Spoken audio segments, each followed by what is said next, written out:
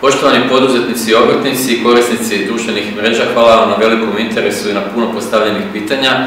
Danas ću odgovoriti na nekoliko pitanja koja smatram da su najaktualnija, a na sva ostala pitanja koja ste uputili odgovorit ću vam pisanim putem.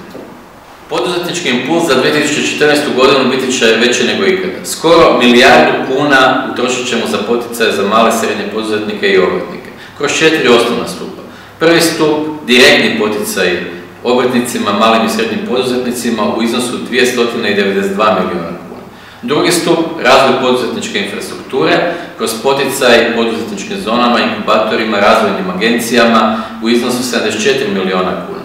Treći stup, cjeloživotno obrazovanje za obrt i poduzetništvo u iznosu 44 milijuna kuna, gdje posebno izdvajam programe koji će stipendirati naše naučnike, mlade ljude koji se žele obrazovati za obrtnička zanimanja.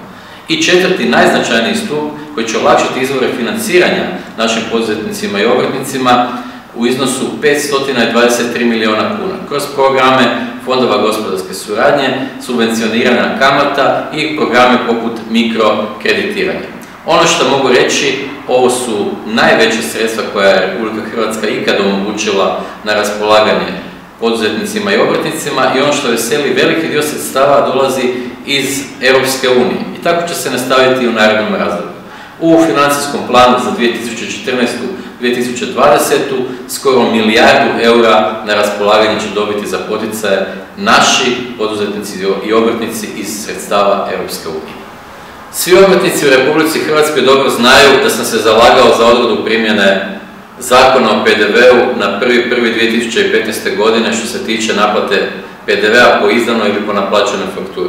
Smatram to i dalje. Znači, obrtnici i poduzetnici u Republici Hrvatskoj, oni najmanji na tržištu, sa prihodom od 3 milijuna kuna, trebali bi plaćati PDV po naplaćenoj, a ne izdanoj fakturi.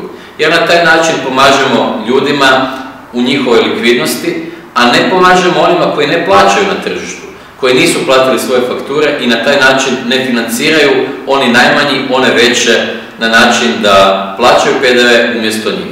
Ja ću se za to zalagati i dalje. Svi poduzetnici i obrtnici do prihoda na godišnjoj razini od 3 milijuna kuna ne bi trebali plaćati PDV po izdanoj nego po naplaćenoj fakturi. Smanjili smo parafiskalne namete preko milijardu kuna.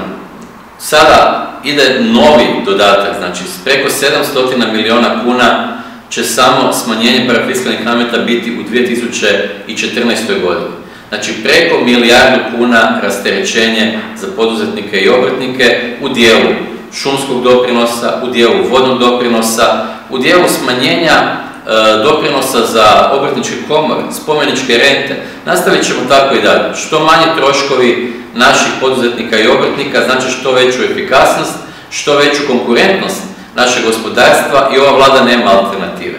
Naredne 2 godine nastavit ćemo rasterećivati naše gospodarstvo kako bi ono sutra na tržištu Europske unije bilo što konkurentnije. Preko milijardu kuna, ali idemo i dalje. Moj stav o Hrvatskoj gospodarskoj komori i Hrvatskoj obrtničkoj komori je poznat. Mislim da dobrovoljno članstvo u tim organizacijama nema alternativu i da u tom smjeru Hrvatska mora ići. Mi smo napravili izmjenama Zakona o obrtu korak do dobrovoljnog članstva u Hrvatskoj obrtničkoj komori. Smanjili smo komorski doprinos za preko 50% i rasteretili hrvatske obrtnike za skoro 60 milijuna kuna. Hrvatska gospodarska komora mora ići u tom smjeru.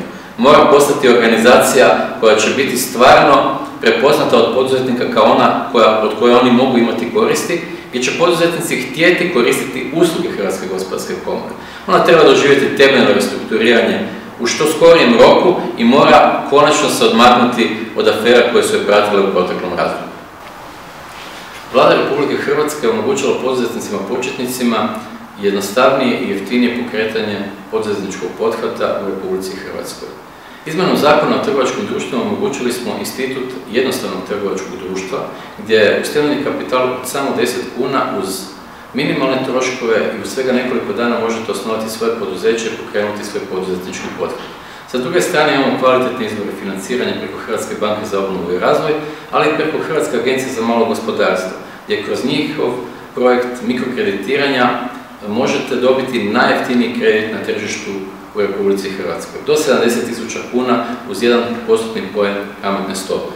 Sve što radimo kako bi u Hrvatskoj bilo što jednostavnije poslovanje i kako bi što jednostavnije mogli realizirati vaše kvalitetne poduzetničke ideje u što manje troškove, u što veću sigurnost, kako bi mogli biti konkurentni i kako bi mogli zaposliti sebe ili još nekoga pored vas.